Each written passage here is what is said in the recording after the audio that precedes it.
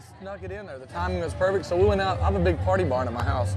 So we went out there and we invited 60 of our best friends and family, brought in a film crew, brought in recording crew, and we recorded and did an 8-song live record.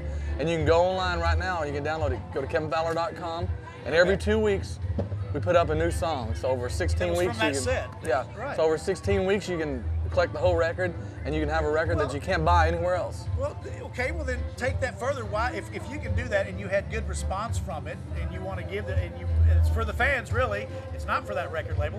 Why go? Obviously, we know why you have to go after the record labels. They've got the deeper pockets and they've got the PR and stuff. But so many artists are pretty much doing it on their own right now because they don't like that Nashville hierarchy, I guess, is a way to look at it. You know, it's how we've always kind of been from day one. And the trick with artists like myself and most of Texas artists is to find a label that really will let you do your thing and understands you and understand that we're really a fan-driven genre down here. It's really about the fans. It's not about radio. It's not about hype. They call it the Texas Red Dirt. It's not about getting me a nice stylist and prettying me up and get me on the Tonight Show. It's really about fans down here. It's what it's about. And you got to have a label that really understands what the whole genre is about. You know, it's getting back to the touring, back to the old Grateful Dead. Oh yeah, absolutely. You know, the old Grateful Dead scene where you have fans that come out and see you 6, 8, 10 times a year. Like today, you know, the average Kevin Fowler fan, we guess, comes to 4 or 5 shows a year. So we try to keep it all about the fans, all about the touring, and hopefully, you know, you find a label that really understands what you're all about. Do you find that the Texas fans are a little bit more conducive to your songs? They understand your stuff a little bit better? You know, it's this whole Texas music scene, man. It's spreading like a bad virus, you know. We were out in Colorado last week, and we'll be in the Midwest, and we'll be over here in Southeast, and it's just slowly growing. You know, it just kind of started out kind of as an Austin, College Station kind of thing, and it really just kept growing and growing and growing and growing to where it's now.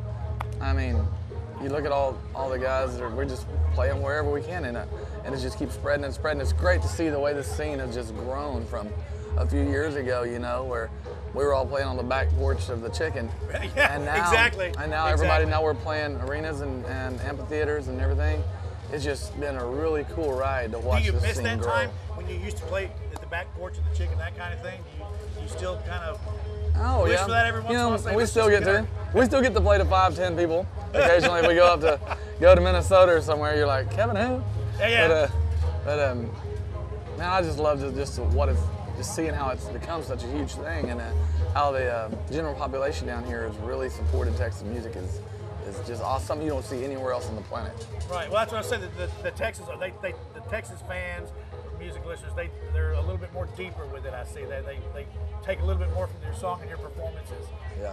or at least I think they do. Yeah. We do because we like live music so much. I mean, Texas also one of the few places. You know, everybody's like, why do so many original great artists come out of Texas? I think it's because down here originality is really, it's really expected. Right. You know, and you know, you had never had a Willie Nelson, or you look at anybody else that's really just broke out of the boundaries. Most of them are from here. All the cool music scenes really started here. If you look at back the old, you know, the old jazz swing movement with Bob Wills and Texas Playboys, or the outlaw movement, or whether it was the, you know, when Clay Walker and all those guys are blowing out of Beaumont. Headquarters crowd there in Austin. That would have been the best place for Kevin Fowler to play. Yeah, I heard rumors before my day, but I hear that was just the awesome scene. I remember. I visited there a few times when I lived in Austin back in those days, and that was the place to go. The Soapbox Saloon or the Armadillo headquarters, that was really it. Very cool. And that was the base for, I guess, basically what you're carrying on now with the Red Dirt sound, I guess is what they're calling it. Texas Red Dirt, redneck. Call it anything. Exactly. As long as you're listening, you can call it what you want to. Mm-hmm. So what's coming up next for Kevin Fowler? Well, we're going to be touring nonstop. We're doing all the fairs, the festivals, all that for the rest of the year.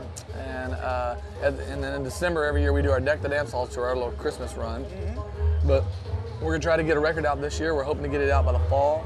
And if not, it'll be early next year. And you know, it's just more of the same. We're gonna keep on making records, and we're gonna keep on playing nonstop till people tell us to quit. All right. Well, I forgot what I was gonna say. Well, that's gonna be a good edit point right there. How much time left? Okay, that's fine.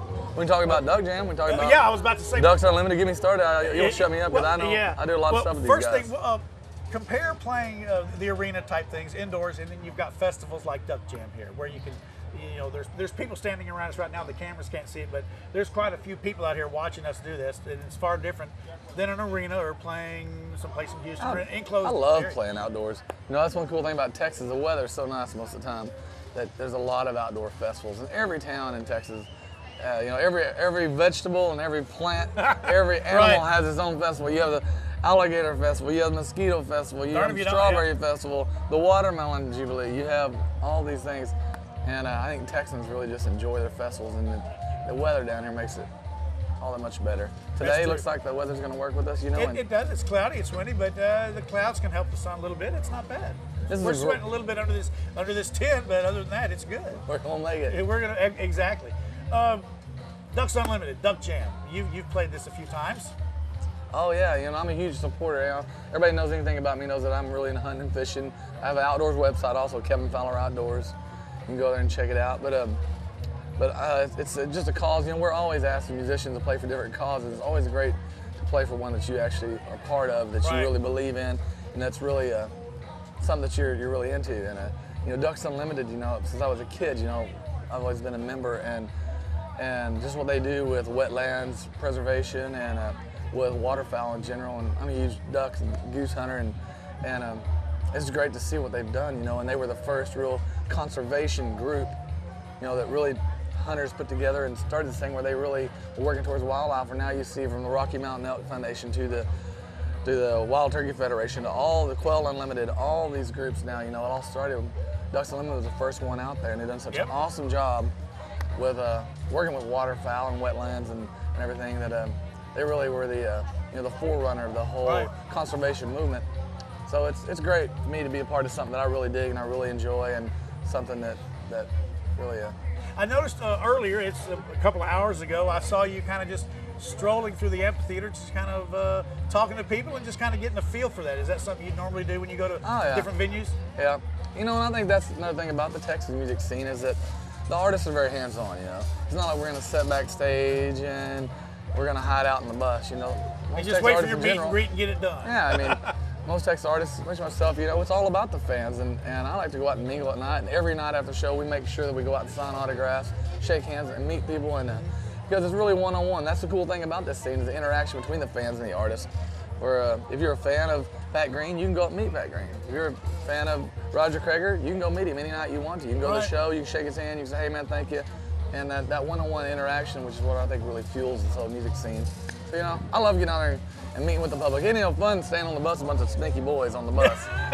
I hear you. This is where all the girls and all the beer are. I'm out here. Yeah, it's out here, isn't it? Yeah, they hang out with us, exactly. Couple more minutes, we good? Time? About a minute. Okay. We've got just a couple minutes left. What's next for Kevin Fowler? What's any big news that you want to give us? Big news, big news. A new record. We're hoping to have it out by the end of the year, and the free record right now. Go get it free. This is our own this is our own little fan bell out. This is our own little bell out plan. We're giving out free music. You think other artists may pick up on that if they hear that Kevin Fowler had such a good turnout? What about downloads? Have you been checking? I don't know what it is this week. How this all started is because a few years ago we put out a free single. Right. What I Wouldn't Give for Your Love. In the first month we had 50-something thousand downloads. Wow. And it's hard to sell 50,000 records in a month, but you have such a huge, influx that music is out there all of a sudden. You start seeing that fans really don't pay. They like to rob their music. They feel like they're getting it for free. People don't mind coming to concerts and everything, but people really like free music, and it's always great to give something back to the fans and keep them all engaged. Exactly. Okay, we've run out of time. Thank you so much. I appreciate it. We're looking forward to the show. We'll be back here at Will Pink Creek Amphitheater, Duck Jam 2009, right after this.